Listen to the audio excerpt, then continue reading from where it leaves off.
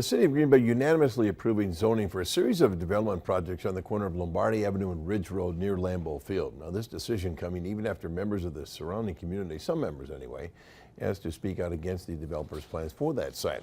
News 10 Drew Best attended the Common Council meeting. He brings us more on tonight's discussion. Drew.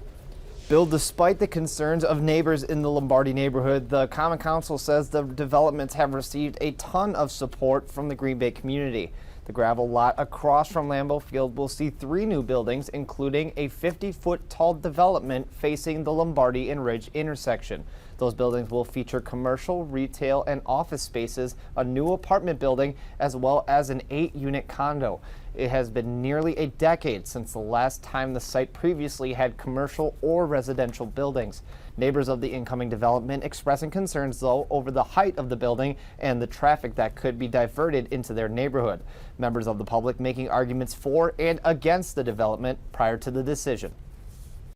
This has been 8 years of a gravel parking lot that used to be a commercial lot. 40 years that lot has been partially commercial, partially residential. We need to move forward. If you're standing on the corner of Frank and Shadow, it's not 50 feet, it's 64 feet. Compare that to the single family homes that are neighboring that. That's a huge difference. And it kind of takes away from the character of our neighborhood.